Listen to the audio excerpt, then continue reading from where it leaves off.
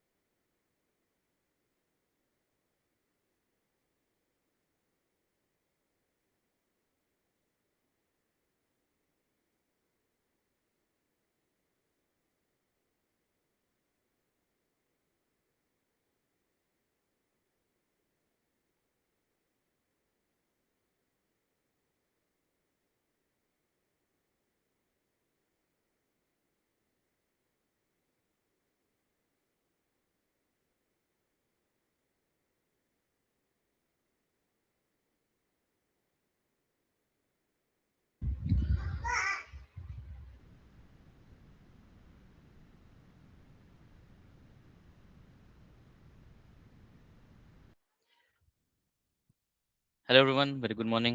Thanks for joining. Hope I'm audible. बाकी लोग धीरे-धीरे जॉइन करेंगे. Please give me a thumbs up or you can unmute to let me know. Sure. तो आज का जो एजेंडा है वो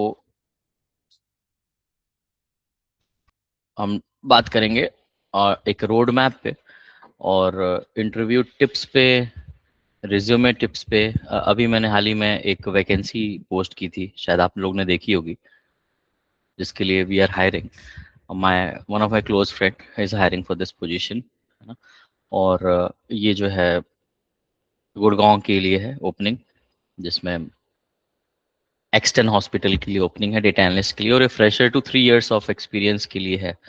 तो obviously it's a good opportunity उन सभी के लिए जो फ्रेशर हैं, जिनके पास एक्सपीरियंस नहीं भी है बट अगर स्किल्स हैं आपके पास, तो this is a good opportunity. इसीलिए मैंने ये पोस्टिंग की थी. काफ़ी मुझे रिज्यूमे भी मिले, अ, जिसमें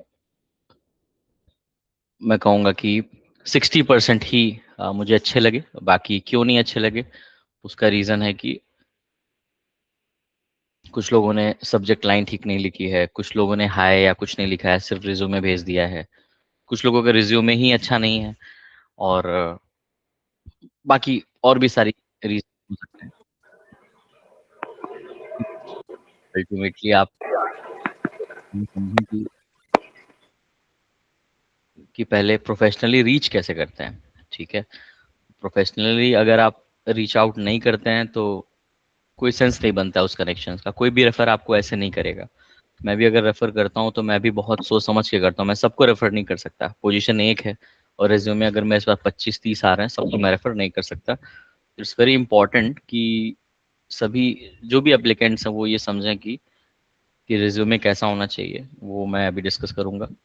इंटरव्यू में कैसे बात करनी चाहिए, कैसे इंट्रोडक्शन वगैरह होना चाहिए, वगैरह वगैरह. एक हाई लेवल पे मैं कोशिश कर रहा हूँ कि मैं हेल्प कर सकूँ. 1 मिनट दीजिए बस.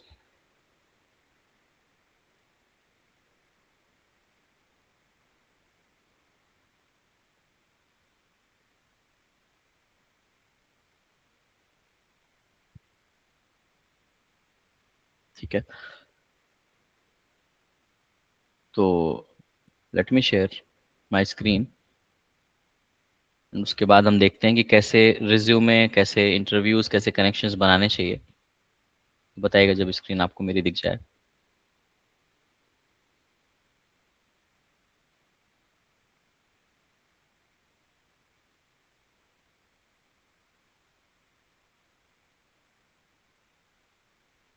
Hope it's visible.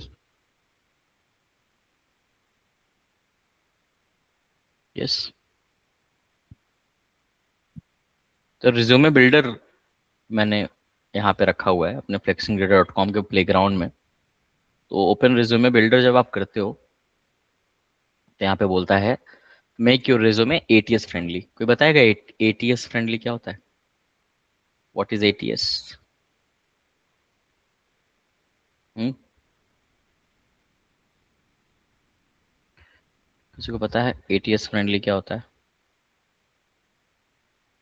नहीं।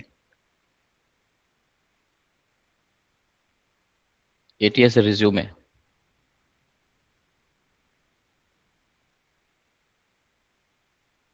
बिल्कुल आइडिया नहीं है, अभी भी नहीं। देखिए एटीएस रिज्यूमे जो होता है एप्लीकेंट ट्रैकिंग सिस्टम होता है, ठीक है। तो बेसिकली एप्लीकेंट जो अप्लाई कर रहा है उसको एप्लीकेंट बोलते हैं, उसको ट्रैक करने का सिस्टम है। तो अब जो रिज्यूमे है कोई भी ऐसे नहीं पड़ता कि आप भेजोगे और तुरंत वो इंटरव्यू के लिए शॉर्टलिस्ट हो जाएगा। शॉर्टलिस्ट करने के लिए ये सिस्टम बना है, एप्लीकेंट ट्रैकिंग सिस्टम, जो कहता है, एक सॉफ्टवेयर है बेसिकली जो ये कहता है कि अगर उस रिज्यूमे के अंदर वो सारे वर्ड्स मौजूद हैं जो एक डेटा एनालिस्ट फॉर एग्जांपल के लिए अगर होने चाहिए। जैसे कि डेटा एनालिस्ट बनने के लिए क्या क्या चाहिए होता है, उसके लिए अगर मैं आपको बताऊं तो अब तक काफ़ी लोग समझ चुके होंगे, फिर भी आप देख लीजिए। लैब्स पोर्टल जो मेरा है उसमें मैंने कई सारी चीज़ें अभी प्रीव्यू फ्री कर के रखा हुआ है, आप देख सकते हैं। ये रोड मैप है, ठीक है। तो डेटा एनालिस्ट बनने के लिए एक्सेल से शुरुआत होती है आपकी, सीक्वल आना चाहिए, पावर बीआई, पाइथन, एडब्ल्यूएस, जेन एआई। उसका प्रोजेक्ट्स आप बनाते हो, सॉफ्ट स्किल्स आपके पास होनी चाहिए कि कैसे बोलना है। वन टू वन इंटरव्यू में जो मैं हेल्प करता हूँ जब कोई मेरे साथ जुड़ता है, रिज्यूमे बिल्डिंग में हेल्प करता हूँ, जॉब आपको मिलती है एंड देन एलुमनाई आप बन जाते हो, ठीक है। तो स्किल्स की बात करें तो ये पांच, 1 2 3 4 5, ये पांच स्किल्स ही हैं जो सबसे ज्यादा मेन है। जिसमें फ्रेशर की बात करें, जो मैंने ओपनिंग अभी डाली थी फ्रेशर्स की, उनको सिर्फ एक्सेल, सीक्वल, पावर बीआई ये तीन आ जाए तो उनकी वो स्टार्ट कर सकते हैं अपना करियर। 5 6 लाख से नॉर्मली आप एवरेज मान सकते हैं शुरुआत हो जाती है। जो मेरी पोस्टिंग थी वो 12 LPA तक है। तो 3 साल के एक्सपीरियंस तक होना चाहिए, आप उसके ऊपर नहीं हम ले रहे हैं। और 12 LPA तक हम दे सकते हैं, ठीक है। ये क्राइटेरिया था। और ऑब्वियसली आप भी समझेंगे कि सबको जॉब नहीं मिल सकती और ना सबको 12 LPA मिल सकता है। तो हमने इंटरव्यूज लिए, तो 2 लोगों को अभी हमने शॉर्टलिस्ट किया है। मंडे को फिर रिज्यूम करेंगे, आज तो संडे है, आज छुट्टी पे हैं सब लोग। मैंने क्यों, बट आप जानते हैं मैं तो ये शुरू करता रहता हूँ। तो अल्टीमेटली कंपटीशन को बीट करना आना चाहिए आपको, और कंपटीशन का बीट करने का पहला जो क्राइटेरिया है वो है स्किल्स ऑब्वियसली। लेकिन उससे भी इम्पोर्टेंट क्राइटेरिया क्या है, रिज्यूमे का। वही हम बात कर रहे थे एटीएस रिज्यूमे की। तो एप्लीकेंट ट्रैकिंग सिस्टम क्या होता है, is a specialized software used by companies to manage the recruitment process efficiently by automatically scanning, filtering, ranking resumes before they reach a human recruiter, ठीक है। तो रिक्रूटर तक पहुंचने से पहले रिज्यूमे जो है वो सॉफ्टवेयर से होकर गुजरता है, एंड अगर वहां से निकल के आ जाता है तब वो रिक्रूटर पढ़ता है। तो अगर 100 रिज्यूमे आए, ऑब्वियसली 100 रिज्यूमे जो है नहीं पढ़ रहा है कोई भी रिक्रूटर, ठीक है। वो क्या पढ़ रहा है हमेशा, आपके सॉफ्टवेयर से जो आ रहा है सिर्फ उतना। अब सॉफ्टवेयर में पास क्या होगा ये सबसे इंपॉर्टेंट है। तो लोगों को लगता है कि शायद आपने सब लिख दिया है तो कोई भी पढ़ेगा तो समझ जाएगा, ठीक है। ह्यूमन तो चलिए समझ जाएगा, लेकिन क्या एआई यानी एटीएस रिज्यूमे जो सॉफ्टवेयर वो समझ पाएगा? क्योंकि अब एआई भी आ चुका है सारे एटीएस में, तो वो तुरंत देख लेता है वर्ड्स आपके हैं या नहीं है, ठीक है। अगर आप स्टैट्स देखिए, पढ़िए, importance of ATS, most medium and large companies including over 90% of Fortune 500, यानी 500 जो टॉप कंपनीज है उसके 90% जो कंपनी यानी 400 450, ठीक है, सारे एटीएस यूज कर रही हैं। क्यों? क्योंकि बहुत सारे रिज्यूमे जाते हैं उनके पास।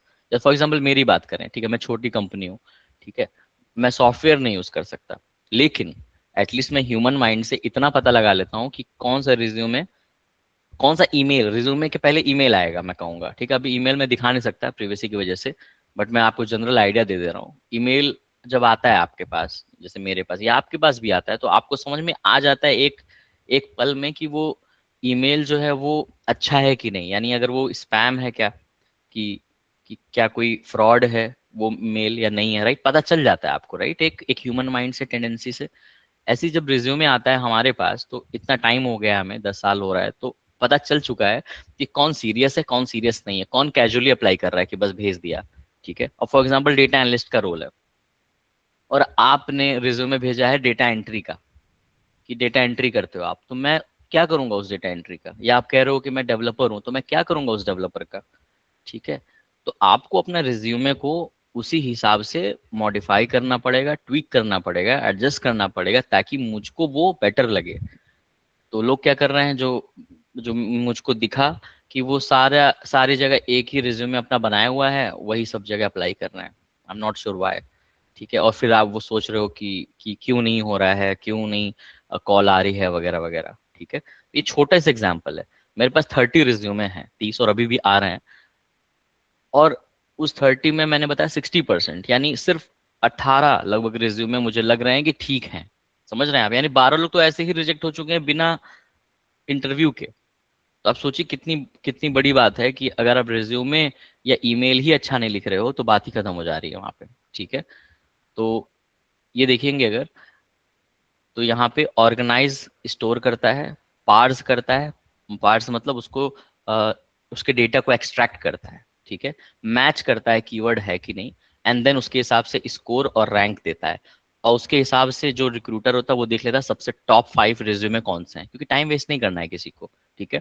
तो वही मैं दिखाने वाला हूँ आपको कि कैसे जो मैंने बनाया है ये आपका resume, make your resume ATS friendly. तो क्यों बनाया है आपको समझ में आ ही चुका है, ताकि आप बिना किसी दिक्कत के एटीएस रिज्यूमे खुद से भी बना सकिए फ्री में, ठीक है। और इसके लिए हम यूज करेंगे चैट जीपीटी या जेमिनाई या कोई भी ऐसा एआई टूल जो आप प्रेफर करते हैं, आप यूज कर सकते हैं, ठीक है। तो ये दिखाने के लिए देखिए, अपलोडेड रिज्यूमे पीडीएफ या टीएक्सटी, तो ऑब्वियसली पीडीएफ इंपॉर्टेंट है यहाँ पे, वही होना भी चाहिए हमेशा। जब भी कोई रिज्यूमे भेजें, प्लीज पीडीएफ में ही भेजें। डॉक्यूमेंट या वर्ड डॉक्यूमेंट या अदर देन पीडीएफ बिल्कुल मत भेजें, क्योंकि कोई फायदा नहीं है उसका, ठीक है। तो एक चीज मैं दिखाऊंगा यहाँ पे, तो मैंने अपलोडेड रिज्यूमे किया, ठीक है। एंड यहाँ पे मैं अपना एक रिज्यूमे जो है, एक खराब रिज्यूमे था, देखिए बैड सैंपल रिज्यूमे, इसको मैं दिखाता हूँ पहले आपको। ये देखिए, पेश है आपके सामने बैड रिज्यूमे, ये देखिए, ठीक है। इससे खराब रिज्यूमे शायद ही मैंने कभी देखा हो। कैसा लग रहा है सभी लोगों को, आना बताइए भाई। सभी लोग पढ़ रहे होंगे स्क्रीन को मेरी। तो मैंने अपना ही रिज्यूमे, खराब रिज्यूमे बनाया है, ताकि आपको दिखा सकूं कि उस खराब से अच्छे रिज्यूमे की तरफ कैसे जाते हैं। शशांक के, data guy who knows computers, और गुरुग्राम, फोन में call me for number, email contact me on LinkedIn, objective, सब लोग लिखते हैं बट बहुत ही खराब तरीके से यहाँ लिखा है मैंने। स्किल्स हार्ड वर्किंग, ये वर्क एक्सपीरियंस जो मेरा है, जो मैं करता हूँ, जो भी मैंने किया है, ठीक, तो है मेरे ही बारे में, बस थोड़ा सा खराब तरीके से लिखा है, खराब फॉर्मेट में है, और अनप्रोफेशनल है, ठीक है। तो मेरा बताने का बस यही मतलब है कि ऐसे भी रिज्यूमे आते हैं मेरे को, ट्रस्ट मी, ठीक है। या ठीक ठाक भी होते हैं तो स्पेलिंग मिस्टेक होती है, और ठीक से चीज़ें लिखी नहीं होती हैं, एआई वाली चीज़ें लगती हैं, है ना। बल्कि मतलब कुछ रिज्यूमे तो मैंने ऐसे भी देखा है कि दिस विल लुक प्रोफेशनल, ऐसा लिखा हुआ था, जो कि चैट जीपीटी आपको रिस्पांस देता है, वो उन्होंने वैसे ही कॉपी पेस्ट कर दिया, तो आप इमेजिन करिए। तो अगर इस लेवल की चीज़ें रहेंगी तो फिर कोई कोई पॉसिबिलिटी ही नहीं है ना। तो ये रिज्यूमे है, तो अब इसको ही मैं अपलोड करने जा रहा हूँ यहाँ पे। कोई कमेंट आप लोगों का, इससे तो बेटर रिज्यूमे आप लोगों का होगा ना, इतना खराब तो नहीं होगा। हम्म? कोई मन में सवाल हो तो आप पूछ सकते हैं या बोल सकते हैं, फील फ्री।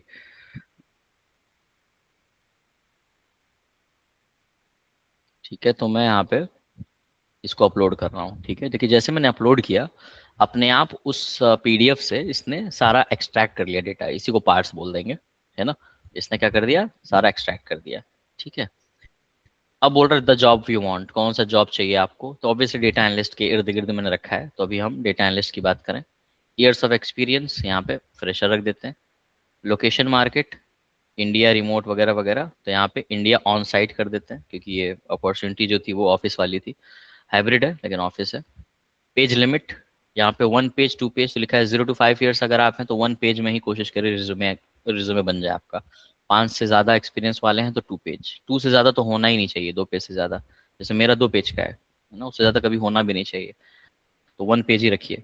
ठीक, जॉब डिस्क्रिप्शन पेस्ट करिए यहाँ पे, एंड उसके बाद anything the resume doesn't say, तो ये तो ऑप्शनल है, ऑप्शनल ये भी है, बट फिर भी थोड़ा सा और बेटर के लिए थोड़ा सा देखते हैं इसको। तो पेज द जॉब डिस्क्रिप्शन में आइए, हम चलते हैं। मेरे पास एक ये है, मैं इसको ओपन कर देता हूँ, और ये मेरे पास रिज्यूमे का एक जेडी था, naukri.com से लिखा है, निकाला था मैंने ऐसे ही रैंडम फेडेक्स का। ठीक है, तो देख सकते हैं जेडी ये है आपका। ठीक, जेडी समझते हैं सब लोग, जॉब डिस्क्रिप्शन। तो यहाँ से मैं कॉपी कर लूंगा इसको। ठीक है, इतना काफ़ी होगा। मैं वापस जाऊंगा और यहाँ पे पेस्ट कर दूंगा। तो ये जेडी क्या है कि जो जिसमें आप अप्लाई कर रहे हो उसका, क्योंकि जो कि जॉब डिस्क्रिप्शन अलग अलग हो सकता है, जरूरी नहीं है कि इस कंपनी का डेटा एनालिस्ट की रिक्वायरमेंट अगले की भी वही हो। जैसे अभी मैं एक्सेल सीक्वल पावर बीआई वाला आदमी ढूंढ रहा हूँ, ठीक है, कोई भी पर्सन ढूंढ रहा हूँ मैं, और पाइथन पांडास अगर आता है तो और अच्छी बात भी होगी, but Excel SQL power BI या नॉन नेगोशिएबल ना, ये आपको आना ही पड़ेगा। ठीक है, कोई भी डेटा एनालिस्ट जो बनना चाह रहा है एक्सेल सीक्वल पावर बीआई के बिना हो ही नहीं सकता। ठीक है, और अब यहाँ पे इसको ऑप्शन छोड़ते हैं। अब चेक माई रिज्यूमे, तो जैसे मैं चेक माई रिज्यूमे करूंगा तो बोल रहा है एटीएस रेडनेस 30, 100 में 30 नंबर मेरे को मिले हैं एटीएस में, यही जो मैं एटीएस की बात कर रहा हूँ। ऑब्वियसली क्योंकि खराब रिज्यूमे मैंने डाला है तो 30 तो बनता ही है। ठीक है, आप अपना डाल के देखिएगा आपका क्या आता है, 60 70 80 जो भी है, और कोशिश करना है उसको बेटर करने की। फिर बोल रहा है कि क्यों क्यों गड़बड़ियां हैं।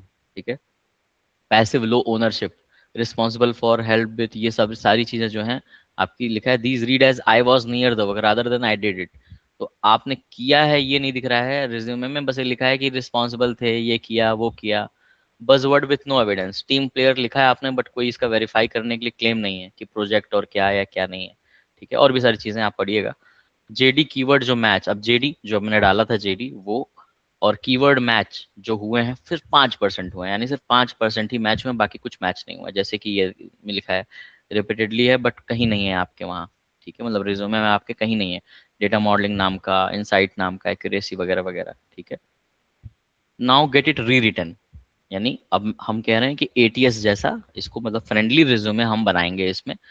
अब यहाँ पे बात आ जा रही है चैट जीपीटी की। ठीक है, क्योंकि ये फ्री है, फ्री तभी हो पाएगा ये जब आप अपने चैट जीपीटी पे इसको करेंगे, बट ये इंटरफेस आपके लिए इतना ले आ रहा है कि प्रॉम्प्ट दे दे रहा है आपको, आपकी कमियां बता रहा है, प्रॉम्प्ट आपका दे दे रहा है। कॉपी माई रीराइट प्रॉम्प्ट, तो अब मैं क्या करूंगा, कॉपी करूंगा इसको। कॉपी कर दिया मैंने, इसमें चेक करते हैं क्या है, तो आइए चैट जीपीटी पे चलते हैं। ठीक है, चैट जीपीटी पे चलेंगे, ऐसे मैंने पेस्ट किया, देखिए क्या पेस्ट हुआ है, देखिएगा। You are a world class technical recruiter and resume writer who has screened 50,000 plus resumes, फलाना ढमकाना, बहुत सारी चीज़ें लिखी हैं, पढ़िएगा आराम से धीरे धीरे इसको।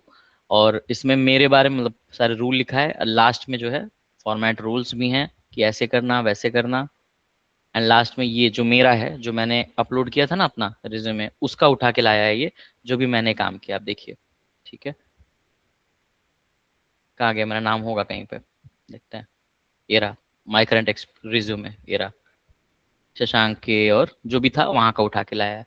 तो ये बढ़िया एक मास्टर प्रॉम्प्ट हो गया जो जिसने क्या किया है, सब कुछ आपका इसमें ले आया है। अब इस प्रॉम्प्ट को ही डायरेक्टली आप कर लीजिए, बट फिर आपको अपने रिज्यूमे की के सारी चीजों को कॉपी करना पड़ेगा यहाँ पे, इसीलिए मैंने ये इंटरफेस बना दिया कि आप यहाँ गए, अपना रिज्यूमे डाला, अपना जॉब और जो भी जीटी डाला, चेक माई रिज्यूमे किया, एंड लास्ट में कॉपी माई रीराइट प्रॉम्प्ट किया, इसको कॉपी किया, कॉपी करके चैट जीपीटी पे आए, या कहीं भी यहाँ पेस्ट किया और पेस्ट करके इसको चला दिया। ठीक, लेट्स सी, देखिए ये आउटपुट आ गया। अब इस आउटपुट को आपको क्या करना है, पेस्ट। तो आ जाए पहले, ये मैंने कॉपी यहाँ से कर लिया और अब वहां जाऊंगा। अब बोल रहा है paste the AI answer back, यानी चैट जीपीटी कोई एआई बोल रहा है उसका आंसर को यहाँ पे पेस्ट कर देना। मैं पेस्ट कर रहा हूँ इसको। ठीक, क्या पेस्ट किया मैंने, प्रॉम्प्ट के आंसर को। तो प्रॉम्प्ट डाला मैंने जो वहां से मिला, ठीक, कॉपी किया, यहाँ पेस्ट किया, फिर यहाँ जो आया इसको कॉपी किया और अब यहाँ पेस्ट किया, एंड दैट्स इट। ठीक है, बिल्ड माई रिज्यूमे करेंगे एंड आपके सामने पेश है एक बढ़िया रिज्यूमे। ठीक है, ये एटीएस फ्रेंडली रिज्यूमे है। ऑब्वियसली ये अभी परफेक्ट नहीं है, डिजाइन वाइज परफेक्ट हो गया है, बट अभी भी कुछ चीजें जो, क्योंकि मैंने जो ओरिजिनल रिज्यूमे में लिखी थी उसको थोड़ी ना पता चल जाएगा कि मेरा नंबर क्या है और मेरा पूरा नाम क्या है वगैरह वगैरह, क्योंकि मैंने दिया ही नहीं अभी तक उसको। तो अब मैं इसको एडिट कर सकता हूँ, बट एटलीस्ट हमारे पास एक डिजाइन आ गया। अब एडिट करना तो बाएं हाथ का खेल है, राइट। अब जैसे कॉल मी फॉर नंबर था तो ऑब्वियसली अभी थोड़ी लिखोगे आप। अभी कहाँ से आया आपको ही पता चल गया, क्योंकि मैंने जो खराब वाले रिज्यूमे में कॉल मी फॉर नंबर लिखा हुआ था, मैं मेंशन इसलिए ऐसा था। तो अब आप यहाँ पे चेंज कर सकते हो। तो मैं डायरेक्ट यहीं पे बिना ओपन किए इसको चेंज कर सकता हूँ। यहाँ कश्यप कर दिया, यहाँ पे मैं नंबर डाल दूंगा, यहाँ पे मैं लिंक्डइन का अपना यूआरएल डाल दूंगा। ये ठीक ठाक लग रहा है, एक बार पढ़ लेना है आपको। ठीक है, कोर स्किल्स यहाँ पे खुद लिखी हुई है जो मेरे पुराने वाले रिज्यूमे से इसने ली है, और नया वाला जो जेडी डाला था आपने वहां से भी इसने किया है। तो मिला जुला के आपको इसको फिर से रिव्यू करना होगा। ठीक है, एंड प्रोजेक्ट्स और प्रोजेक्ट्स और ऐड कर सकते हैं आप, एंटर दबा के देखिए ऐड हो जाएगा ऐसे ऐसे। ठीक है, यानी इनबिल्ट एडिटर है, यानी यहीं पे आप एडिट कर सकते हो इसको। ठीक है, एजुकेशन सर्टिफिकेशन सब कुछ, मतलब एक तरह से। अब देखिए यहाँ सम कॉलेज लिखा है क्योंकि मेरे पुराने रिज्यूमे में कॉलेज मेंशन नहीं था, तो इसको आप ठीक कर देंगे। ठीक है, तो मोटा मोटा आप समझ रहे हैं, राइट, कि एक टेम्पलेट आपको मिल गया आप ही जैसा, जिसमें आपकी सारी डिटेल्स लिखी हुई हैं जो आपके पुराने रिज्यूमे में थी, और जो चीजें मिसिंग थी उसने कोशिश की है ठीक करने की, और अभी भी जो मिसिंग है वो आप खुद कर लोगे। ठीक है, एंड इसके बाद इसको आप डाउनलोड फॉरवर्ड कर सकते हो ताकि और अच्छे से एडिट कर सको, या सीधा सेव एज पीडीएफ कर सकते हो, या आप वापस इसको कॉपी करके वापस आप जाके और बेटर तरीके से इसको निकाल सकते हो। तो एक बार आप मान लीजिए इसको ठीक करके पीडीएफ किया, वापस आए, वापस फिर यही काम किया एक बार इसमें डाल के, और नहीं तो एक बार पीडीएफ आ ही गया है आपका तो आप सीधा चैट जीपीटी पे भी डाल सकते हो।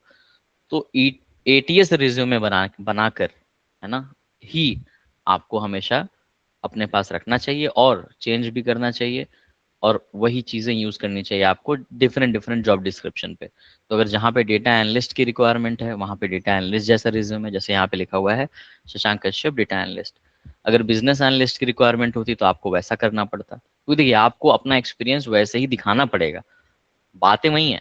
बट क्योंकि जॉब डिस्क्रिप्शन बोल रहा है डेटा एनालिस्ट, और आपके अगर रिज्यूमे पे लिखा होगा बिजनेस एनालिस्ट या कुछ और, तो जो एटीएस रिज्यूमे सॉफ्टवेयर मैंने बताया आपको वो आपको रिजेक्ट कर देगा। ठीक है, तो खामखा आप रिजेक्ट हो जाएंगे सिर्फ इसलिए क्योंकि आपका टाइटल मैच नहीं कर रहा है, क्योंकि वो बोलेगा कि भाई ये जो पोजीशन के लिए अप्लाई किया है इसकी पोजीशन तो इससे मिलती ही नहीं है।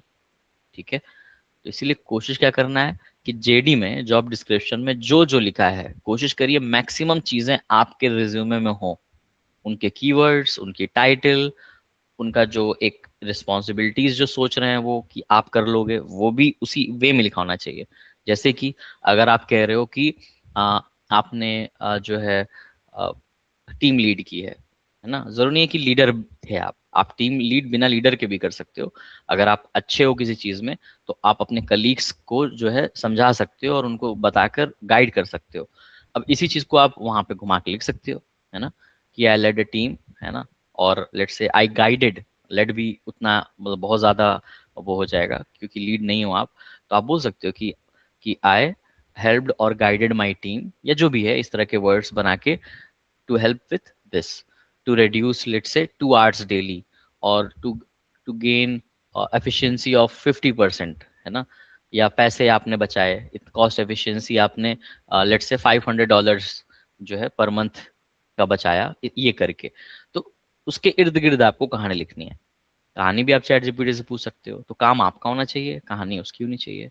ठीक है, तो जब भी आप प्रोजेक्ट्स पे काम करते हैं, खास करके फ्रेशर्स फ्रेशर्स के पास एक्सपीरियंस नहीं होता लेकिन इसका ये मतलब नहीं है कि आप कोई काम ही नहीं करोगे। आप पर्सनल प्रोजेक्ट्स बनाते हो, है ना, आप गिटहब पे कुछ चीज़ें डालते हो, आप बेसिक चीज़ें करो, बेसिक चीज़ें कर करके आप गिटहब पे डालो और उसको अच्छे से लिख के रिज्यूमे पे डालो। स्किल्स सीखो कि कौन सी स्किल्स रिक्वायर्ड है जेडी में। जैसे हम इसी जेडी की बात कर रहे हैं तो क्या बोल रहा है ये, ध्यान से पढ़िए अगर। तो what are your main responsibilities, कह रहा है यही मेन रिस्पॉन्सिबिलिटी है। अब ये मेन रिस्पॉन्सिबिलिटीज अगर आपके रिज्यूमे में नहीं दिखेंगी तो आपका सॉफ्टवेयर ऐसे रिजेक्ट कर देगा। तो देखिए क्या बोल रहा है, conduct data analysis to extract actionable insights and drive decision making. अब यहाँ पे क्या कीवर्ड बना कि ड्राइव डिसीजन मेकिंग और एक्शनेबल एक्शनेबल इंसाइट्स, तो ये दोनों हैं कि नहीं। तो अगर ये दोनों नहीं है तो थोड़ी चांसेस कम हो जाएंगे। तो कोशिश करिए अपने रिज्यूमे को घुमा के ये वर्ड्स लिखें वहां पे।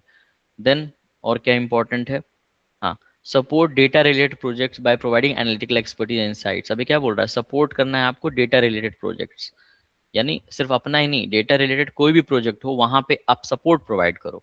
ठीक है, फुल टाइम नहीं बट सपोर्ट की। अगर कोई और टीम थी वहां पे, अगर रिक्वायरमेंट आई थी किसी एक्सेल वाले बंदे की या सीक्वल या पावर बीआई बनाने वाले किसी पर्सन की, तो आप वहां पे सपोर्ट करते थे। तो और देखो, और ये ऐसी चीज है कि कोई वैलिडेट नहीं कर पाएगा। इट्स जस्ट दैट कि आप अगर ऑनेस्टी के साथ लिखोगे और अगर ऑनेस्टी के साथ बोलोगे कि आपने ये किया है, इसको इमेजिन करना चाहिए, सिचुएशन को इमेजिन हमेशा करके लिखना चाहिए। ऐसा कभी कभी हो सकता है लोग कहें कि नहीं बट मैंने तो कभी दूसरे प्रोजेक्ट्स में काम नहीं किया है। तो देखने कौन आ रहा है, पूछने कौन आ रहा है। ठीक है, पहली बात तो नहीं किया तो करना शुरू करिए, और नहीं किया है तो उसको कहानी बनाना शुरू करिए। ठीक है, झूठ बोलना और गलत में अंतर होता है। गलत नहीं बोलना है, आप झूठ बोल सकते हो लेकिन ऑनेस्टी के साथ बोलिए उसको। ठीक है, कि आपने, हाँ, आपको ये अच्छा लगता है कि आप किसी को हेल्प करो या पढ़ाओ या गाइड करो वगैरह वगैरह। ठीक है, देन आपका जैसे ये है नॉलेज स्किल्स एंड एबिलिटीज, ये होना चाहिए। तो इसमें क्या है, प्रेजेंटेशन, तो कहीं ना कहीं प्रेजेंटेशन मेंशन कर देंगे तो अच्छा है। स्टैटिस्टिक्स मेंशन कर देंगे तो अच्छा है। अब स्टैटिस्टिक्स में mean, median, mode, standard deviation, variance, ये सारे टॉपिक्स आते हैं। ठीक है, जो हमने पिछले लेक्चर्स में पढ़े थे। तो संडे विशेषांक में आप बाकी में देखिएगा, वहाँ पे आपको समझ में आएगा। तो वो सारी चीज़ों को आप डाल सकते हो अपने रिज्यूमे में कि हमारे पास डेटा था जो बहुत ज़्यादा एक्सट्रीम आउटलायर्स थे उसके अंदर, यानी बहुत मैक्सिमम बहुत हाई वैल्यूज थी। तो उनको ठीक करने के लिए हमने पहले मीन ले रहे थे या एवरेज कहेंगे ले रहे थे, लेकिन इस वजह से अब हम मीडियन ले रहे हैं। और उस मीडियन की वजह से चीज़ें अब क्या है, मैनेजेबल हैं, ईजी हैं। और वो राइट जो है मेजर है, जो स्टेक होल्डर्स को या क्लाइंट को सही जो है आंसर बताता है या कंक्लूजन देता है। राइट, तो यही सब चीज़ें हैं जो जो आपको थोड़ा अलग कर देंगी। ठीक है, तो होप ये समझ में आया होगा कि क्या मैं कहना चाह रहा हूँ एटीएस के बारे में। तो एटीएस आपको याद रखिए एप्लीकेंट ट्रैकिंग सिस्टम है, इसी से ट्रैक होते हो आप। और ये सारी चीज़ें हैं जो बहुत ज़रूरी हैं। लिखा है choose compatible file type word और पीडीएफ। ठीक है, बट मैं पीडीएफ प्रेफर करूंगा क्योंकि पीडीएफ एडिटेबल नहीं होता, इसलिए चांसेस हैं कि भाई कोई गलती से भी एडिट नहीं होगा। ठीक है, बट दोनों आप कर सकते हो, बट पीडीएफ मैं प्रेफर करता हूँ। ठीक है, एंड दैट्स इट। तो यहाँ पे आप देखोगे इस तरह की चीज को आप डाउनलोड कर लो, ऐसे सेव एज पीडीएफ, कुछ इस तरह पीडीएफ डाउनलोड हो गया। या वर्ड में करूं, डाउनलोड फॉर वर्ड। वर्ड में अच्छी बात यह है कि आप अपने हिसाब से और एडिट करके कुछ इस तरह, मान लीजिए मैंने लिखा, एंड उसके बाद जो है आप, ये आ गया इनेबल एडिटिंग। ठीक है, ये आपने इसको एडिट कर दिया यहाँ से आराम से। फाइल पे गए, सेव एज पे गए, अपने डाउनलोड से किसी फोल्डर में गए, वेब पेज में आपने पीडीएफ चुना यहाँ पे, सेव एज टाइप, बस। अब शशांक कश्यप जो भी रिज्यूम में आपका नाम दिया है वो पीडीएफ में सेव हो जाएगा, हो गया सेव। और अब खुल भी जाएगा, हो गया। ठीक, तो बढ़िया क्लीन पीडीएफ हो गया। तो एडिट में और सेव करिए पीडीएफ में, वरना यहाँ एडिट भी कर सकते हैं। तो बहुत तरीके हैं, इतने आप इंटेलिजेंट हो जो अब यहाँ के बाद आप खुद कर सकते हो। तो बस एटीएस बनाने के लिए ये इम्पोर्टेंट है। इसके अलावा ईमेल अब कैसे करना है ना, उसके लिए फिर आप चैट जीपीटी पे जाइए और बोलिए कि भाई इसके लिए मैं ईमेल करना चाहता हूँ, ये जेडी है मेरी। ठीक है, ये सिंपल सा है, अगर मैं सिंपल सा बिना किसी जेडी के भी करूँ। ठीक है, suggest me polite and professional email for data analyst position where Excel, SQL and Power BI is required and Python pandas is good to have. Company name मैं लिख लेता हूँ यहाँ पे, XYZ लिख सकते हैं आप, बट मैं कंफर्म कर रहा हूँ, एक्सटेन hospitals ARM Guru gram, that's it. काफ़ी, इतना हो गया, इतना ही छोटा सा काम करना था, लोगों से ये भी नहीं हो रहा, ठीक है। वो लोग ये भी कॉपी पेस्ट करके नहीं लिख पा रहे हैं, सीधा भेज दे रहे हैं। तो बस, dear hiring team, I hope you doing well, I am writing to this this with professional experience this, please find my resume. तो यहाँ से ईमेल उठाया, वहाँ से रिज्यूमे उठाया, इतना ही करना था। बाकी अब स्किल कितनी आती है वो आपके ऊपर है, ठीक है। तो छोटी छोटी चीज़ें हैं, अगर ये भी कोई ध्यान नहीं देगा आज के ज़माने में और फिर कहेगा कि नौकरी नहीं मिल रही है या प्लीज़ रेफ़र कर दीजिए, रेफरल काम नहीं कर रहा, तो गलती आपकी है, ठीक है। तो रिज्यूम में ईमेल दोनों चीज़ तो मैंने बता दिया, मात्र कितने 15-20 मिनट में, ठीक है। वही मैंने समझा के बताया, करना तो और इजी था, ठीक है। बाकी स्किल्स की बात करें तो आपको जो है एक्सेल, SQL, पावर BI पे कुछ क्वेश्चंस देखने चाहिए। तो आप सिंपल सब जाएं, आप लिखें, इससे ही क्यों लिखना है, आप जब चैट जीपीटी यूज़ कर रहे हैं तो चैट जीपीटी ही करिए, है ना।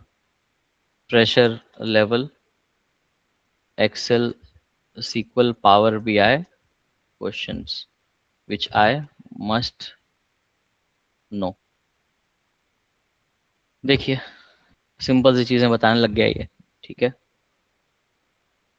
अभी इतना बता रहे थे इसलिए हम ये बोल सकते हैं, only top 10 questions with answers.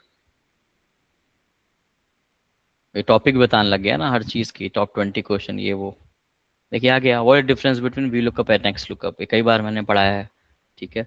Pivot table क्या होता है, अभी ऐसे शुरुआत होती है आपकी, अगर आप ये नहीं बता पाएंगे और आप कहेंगे कि नहीं बेसिक लेवल मैं भूल गया हूँ लेकिन मेरे को पाइथन आती है या मेरे को पावर BI आती है, तो ये गड़बड़ बात बात है थोड़ी सी, ठीक है। तो इसलिए स्टार्टिंग छोटी छोटी चीज़ों से करनी चाहिए। पिवट टेबल क्या होता है ना, बताना आना चाहिए। आप ये नहीं बोल सकते कि एक्सेल में होता है, हम इंसर्ट पिवट टेबल करते हैं और आ जाता है, ये थोड़ी डेफिनेशन हुई। पिवट टेबल समराइज करने के लिए यूज होता है, ठीक। कितना अच्छे से लिखा हुआ, pivot table summarises large data set quickly, खत्म बात। इतना भी बोल दो कि समझ में आ जाता है, ठीक है। जैसे कि find total sales by state and month, या कोई भी आप एग्जांपल लें। अब जैसे हॉस्पिटल रिलेटेड है तो वहाँ पे क्या होगा, वहाँ पे पेशेंट के रिकॉर्ड्स होंगे, राइट। वहाँ पे मेडिकल इक्विपमेंट्स के रिकॉर्ड्स होंगे, कि ये पेशेंट थे, उनकी पूरी लाइफ साइकिल होगी, कि ऑन बोर्ड कराया तो उनकी डिटेल्स ली होंगी, उनका वेट, हाइट वगैरह वगैरह। फिर किस डिपार्टमेंट में भर्ती हुए, वो डेंटल में या हार्ट में या जो भी है। उसके बाद डॉक्टर कौन थे, तो आप समझ सकते हो यही डेटा तो होगा, यही कॉलम्स होंगे उसमें। तो आप उस हिसाब से बोल सकते हो, है ना, कि find total number of customers, है ना, registered on daily basis, right. Difference between count, count A, count if, ठीक है। काउंट सबको पता होता है, काउंट ए लोग भूल जाते हैं, काउंट इफ भी भूल जाते हैं। तो देखिए कितना आराम से बता रहा है, काउंट मतलब काउंट ओनली न्यूमेरिक सेल्स, तो जिसमें नंबर्स होंगे सिर्फ उसको काउंट करेगा। ये है नॉन एम्प्टी, यानी एम्प्टी और नॉन एम्प्टी। नॉन एम्प्टी मतलब जो एम्प्टी ना हो, तो जो एम्प्टी नहीं है उनको भी ये काउंट करेगा। Count if, count sales that meet a condition, if समझे रहे हैं, इफ मतलब कंडीशन। तो बोल रहा है कि ए कॉलम में चेक करो मेल कहाँ कहाँ है, तो सिर्फ मेल को काउंट करेगा। तो ये सब छोटी छोटी चीजें हैं, इसमें क्या है, आप एक्सेल से ही निकाल सकते हो कि कितने मेल पेशेंट हैं, कितने फीमेल पेशेंट हैं, या कितने जो है इस एज के पेशेंट हैं, सिंपल इफ का फॉर्मूला यूज करके, राइट। और वो भी आपको नहीं ना आता हो तो चैट जीपीटी से पूछ लेंगे, बट क्योंकि हम इंटरव्यू के लिए बात कर रहे हैं तो याद तो रखना ही पड़ेगा। तो ये भी फीडबैक मैं सुनता हूँ लोगों से, कहते हैं कि ये इजी है, मैं चैट जीपीटी से कर लूंगा लेकिन याद नहीं आ रहा है। अरे भाई, तो फिर तुमको याद नहीं आ रहा है तो फिर दूसरे लोगों को ही ले लूं मैं, तो तुमको मैं 10 लाख क्यों दूंगा, मैं फिर 4 लाख में जो काम करेगा वो भी तो यही कर लेगा ना, ठीक है। तो बात यहाँ पे सिर्फ फिर पैसों की आ जाती है, कोई कोई यहाँ पे कोई समाज सेवा तो नहीं चल रही है, राइट। सभी लोग बिजनेस कर रहे हैं। तो अगर कंपनी आपको हायर कर रही है तो सबसे बेस्ट आदमी को हायर करेगी, सबसे बेस्ट पर्सन को हायर करेगी, है ना, वो लड़का हो लड़की हो, किसी भी बैकग्राउंड से हो, कोई फर्क नहीं पड़ता। जो अच्छा करेगा, जो अच्छा आंसर देगा और जो सस्ता होगा, वो जो है इसको देखेगा। ठीक है। What difference between where and having? ठीक है, ये बहुत एक अच्छा क्वेश्चन होता है ये समझने के लिए कि आप सीक्वल जानते हैं कि नहीं। वेयर सबको पता होता है, हैविंग लोग भूल जाते हैं। ठीक है, एग्जाम्पल दिया हुआ है कि वेयर क्या कर रहा है, पहले आपके फिल्टर कर देता है, और जो हैविंग है वो ग्रुप करने के बाद फिल्टर करता है। इस क्वेरी में क्या कह रहा है, इस क्वेरी में कह रहा है कि वो मुझे सारे लोग बताओ जो 50,000 से ज्यादा कमाते हैं। ठीक है, तो 50,000 से ज्यादा कमाते हैं ये दे दे रहा है, लेकिन group by department, her department में बताओ कि कितने लोग हैं जो 50,000 से ज्यादा कमाते हैं। तो मान लीजिए एचआर में 3 लोग हुए, टेक वाले में 10 लोग हुए, वगैरह वगैरह। अब बोल रहा है कि बताओ उसमें से 5 से ज्यादा लोग किस में है, तो ये वो है। तो जब ग्रुप बाय के पहले वेयर लगाते हैं और ग्रुप बाय के बाद हैविंग लगाते हैं। इतना सिंपल सा टॉपिक है। ठीक है, और ऑब्वियसली याद होना चाहिए चीजें आपको। जो ज्वाइंस के बारे में पता होना चाहिए, inner join, left join, right join, full join, cross join. ठीक है, अगर ये सब बेसिक्स नहीं आएंगी आपको तो मुश्किल है। प्राइमरी की फॉरेन की क्या होता है ये देखिए, मेजर क्या होता है, कैलकुलेटेड कॉलम क्या होता है। ठीक है, ये बहुत इंपॉर्टेंट क्वेश्चन होता है पावर बीआई में। लोग मेजर को ही कॉलम समझते हैं। कॉलम तो सबको पता होता है कि ठीक है एक नया कॉलम बना देंगे, लेकिन मेजर, ठीक है, मेजर आपका एक वैल्यू होती है, पर्टिकुलर वैल्यू होती है। जैसे कि मैं बोलूं कि बताओ आज कितने पेशेंट आए, तो इसका आंसर क्या होगा, 10, 15, 20, कोई नंबर होगा ना।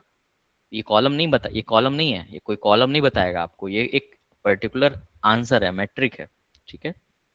स्टार स्कीमा क्या होता है, ये बहुत अच्छा क्वेश्चन है। ठीक है, तो जब आपको अच्छी सैलरी चाहिए होती है तो आपको यहाँ पे इन सब चीज़ों के लिए मेहनत करनी पड़ती है। स्टार स्कीमा, स्नोफ्लेक स्कीमा क्या होता है। ठीक है, how do you handle duplicate and missing data. अगर आप ऑब्वियसली इमेजिन करिए कि एक्सेल फाइल आपको मिली है, तो ज़रूरी नहीं है ना कि उसमें हमेशा यूनिक रिकॉर्ड ही हो सकता है एक ही पेशेंट कई बार आया हो सकता है कि पिछले महीने भी आया हो, इस महीने भी आया हो। तो आप ये नहीं बोलोगे ना कि 100 पेशेंट हैं, क्योंकि असली में 99 पेशेंट ही हैं, 100 बार भर्तियां हुई हैं। तो ये सेंस बनना चाहिए आपके एनालिसिस का, है ना। तो बच्चों वाली एनालिसिस नहीं लगनी चाहिए कि सीधा एक्सेल ओपन किया, काउंट कर लिया इतने लोग हैं तो वही बोल दिया इतने ही पेशेंट हैं। ठीक, तो डुप्लीकेट भी होते हैं, तो डुप्लीकेट को कैसे हैंडल करेंगे। ठीक है, डुप्लीकेट कहते किसको हैं ये भी सोचना होगा। पेशेंट 2 बार आया, ये डुप्लीकेट बात थोड़ी है। पेशेंट 2 बार आ सकता है, बट क्या वो सेम डे रिपीट हुआ है, वो नहीं होना चाहिए कि 5 अगस्त को भी आया था, है ना, सेम ही। और सेम ही जो डेटा है 5 अगस्त वाला, वो 8 अगस्त को भी आया है कि 5 अगस्त को आया था, ये डुप्लीकेट हो गया। क्योंकि उस दिन पिछला पिछला नहीं हो सकता है, राइट। 8 अगस्त को 8 ही अगस्त की डेट की बात हो रही होगी, बट ऐसा भी हो सकता है गलती से हो गया हो, क्योंकि लोग एंट्री कर रहे हैं, है ना। खास करके जहाँ मैनुअल चल रहा है वहाँ पे चांसेस ज़्यादा हैं।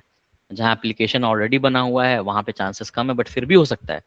हो सकता है कोई टेक फेलियर से, कोड फेलियर से, एपीआई फेलियर से, ब्ला ब्ला रीजन से ऐसा हुआ हो। ठीक है, फिर ये लास्ट में अक्सर लोग पूछते हैं tell me about one data analysis project. अब आप एज अ फ्रेशर नहीं बोल सकते कि नहीं मैंने तो आज तक प्रोजेक्ट पे काम ही नहीं किया, क्योंकि मैं वर्किंग ही नहीं हूँ। ठीक है, तो कहने का मतलब यहाँ पे ये होता है कि आप सच में आपने कोई ऐसे अलग से काम किया कि नहीं। कोई 4 साल बीटेक अगर किया है, या 3 साल बीएससी, या कोई बीए, कोई भी कोर्स किया है, और अगर सच में आप डेटा एनालिस्ट बनना चाह रहे हो, तुक्के से नहीं कि पोजीशन आ गई तो अप्लाई कर देते हैं देख लेंगे, तो अगर आप ऐसे सोचेंगे तो फिर इंटरव्यूअर भी आपको बस देख लेगा। तो डेड सीरियस होना पड़ता है कि कंपटीशन ज़्यादा है। तो जो डेड सीरियस हैं उनका ज़रूर होगा, जो नहीं है उनका नहीं होगा। ठीक है, नहीं होने का मतलब ये नहीं है कि आप उसके लायक या काबिल नहीं है। ठीक है, क्योंकि पोजीशन एक है। ठीक है, तो जिन लोगों ने अप्लाई किया है ऑलरेडी, ये रिकॉर्डिंग में शेयर करूंगा जो आप लोग बाद में देख सकते हैं, तो जिन्होंने अप्लाई किया है और अगर जुड़े हैं यहाँ पे, ठीक है, तो all the best to them. कोशिश करते रहना है। मंडे से इंटरव्यू है, यानी कल। कुछ इंटरव्यूज ऑलरेडी हो चुकी थी कल, कुछ और रिज्यूमे आए हैं, मैंने शॉर्टलिस्ट किया है, वो आगे बढ़ेंगी। और प्रिपेयर्ड रहिएगा। अगर आपका रिज्यूमे अच्छा है, अगर आपने मेल अच्छा लिखा था, तो आप खुद जानेंगे कि क्या है क्या नहीं है। ठीक है, bonus, why should we hire you, है ना, ये भी इंपॉर्टेंट है। अक्सर लोग यहाँ कंफ्यूज हो जाते हैं, क्यों हायर करूँ मैं। तो आप अपनी अपनी तारीफ करिए वहाँ पे। ठीक है, गलत नहीं है। तारीफ मतलब ये नहीं होता है कि कुछ भी फेंक रहे हैं। ठीक है, तारीफ मतलब होता है कि आपने जो जेन्युइन काम किया है, उस जेन्युइन काम को आप अप्रिशिएट कर रहे हो कि आपको ये मिला। जैसे क्या बोल रहा है ये, I have a strong foundation in Excel, SQL and power BI along with practical projects project experience in data analysis, I enjoy solving problems. अब देखिए ये आई एंजॉय सॉल्विंग प्रॉब्लम्स कितना अच्छा लग रहा है कि आप एंजॉय करते हो। आप अगर ये बोलते आई आई सॉल्व प्रॉब्लम्स और आई एंजॉय जब कर देते हो तो ये एक अच्छा एलिमेंट आ जाता है कि आपको अच्छा लगता है करना। जैसे मुझे अच्छा लगता है, मुझे अच्छा लगता है पढ़ाना, मुझे अच्छा लगता है कि कोई डेटा आया है तो देखते हैं क्या हो रहा है, ठीक है। अच्छा लगना और सिर्फ काम निपटाना बहुत बड़ा, बहुत बड़ा अंतर होता है इनमें, ठीक है। सभी लोग पैसे के लिए काम कर रहे हैं विच इज वन थिंग, लेकिन उनमें से कुछ लोग हैं जो सिर्फ पैसे के लिए काम नहीं कर रहे हैं। कुछ लोग रिकॉग्निशन के लिए काम कर रहे हैं, कुछ लोग सीखने के लिए काम कर रहे हैं, कुछ लोग आगे बढ़ने के लिए काम कर रहे हैं। तो वो दिखना चाहिए आपके आंसर से, आपकी बातों में, आपके आपके हैंड जेस्चर से, आपके बॉडी लैंग्वेज से, आपके बैकग्राउंड से, आपके माइक से, आपके लाइटिंग से, है ना।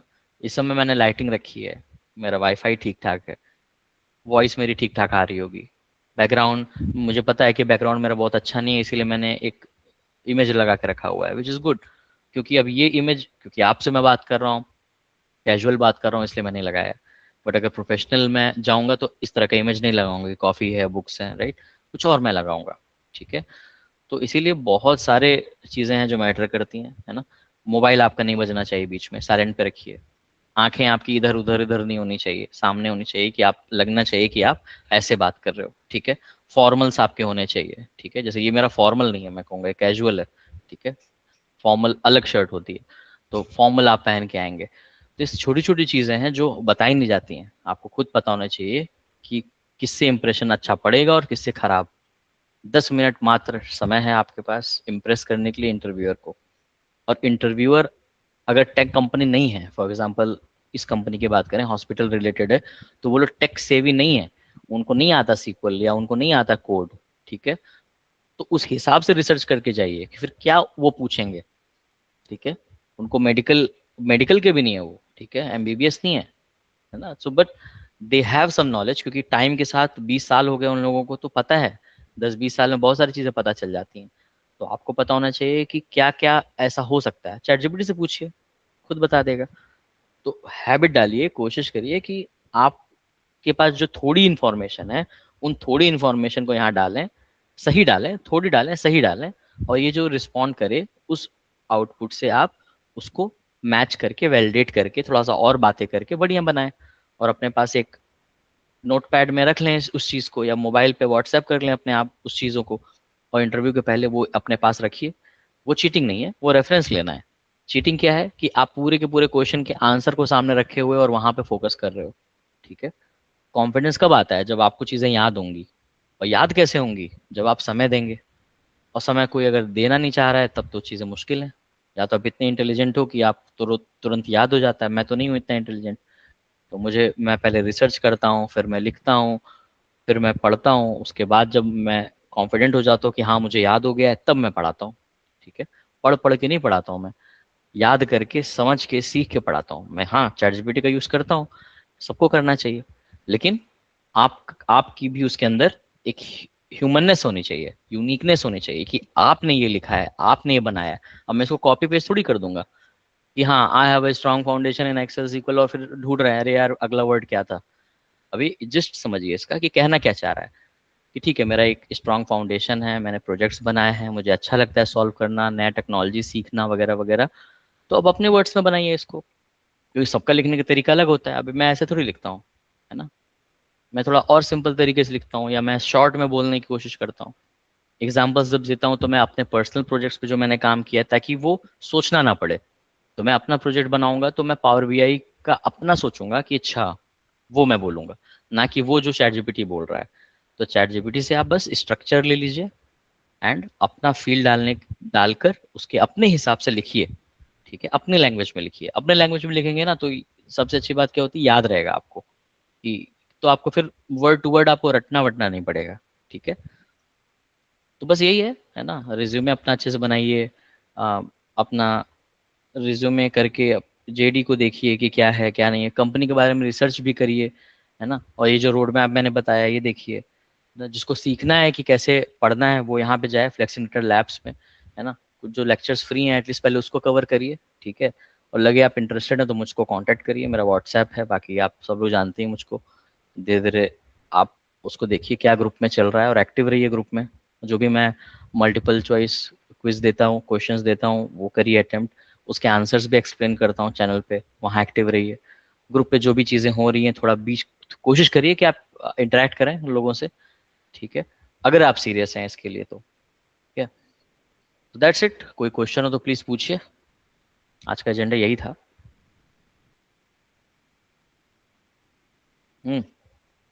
कोई क्वेश्चन हो तो फील फ्री।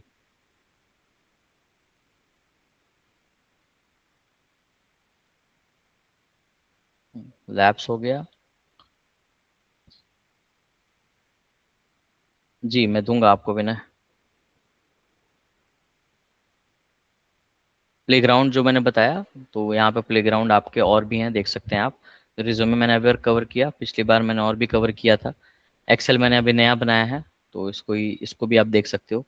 तो एक्सेल, स्टैटिस्टिक्स और सीक्वल, ये तीनों जो ऊपर के हैं ना, ये बहुत इंपॉर्टेंट है, ये ज़रूर देखिएगा आप लोग, और इसको देख के समझिए कि क्या वहाँ पे कोशिश की है। जो जो ऑलरेडी जानते हैं वो पांडास पे चले जाएं, पाइथन से रिलेटेड है। जो ये भी जानते हैं वो मशीन लर्निंग में चले जाएं। जो सब कुछ जानते हैं वो डेटा एनालिस्ट जॉब सिमुलेटर की तरफ जाएं, देखें कि डेटा एनालिस्ट जो है मेरी तरह वो कैसे जॉब करता है। कोशिश की है मैंने सिमुलेशन बनाने की, ठीक है। And that's it. धीरे धीरे मैं क्लॉड का कोर्स लाने वाला हूँ 22 शायद, हाँ 22 को, ठीक है। तो मैं शेयर करूँगा, तैयारी कर रहा हूँ मैं, तो उसमें आप देखिएगा, अगर इंटरेस्टेड होंगे तो इनरोल करिएगा उसको। बाकी संडे विशेषांक है ही, इसमें हम मिलते हैं, जनरल टॉपिक्स पे बात करेंगे। बाकी आपको कोई क्वेश्चन हो तो बताइए,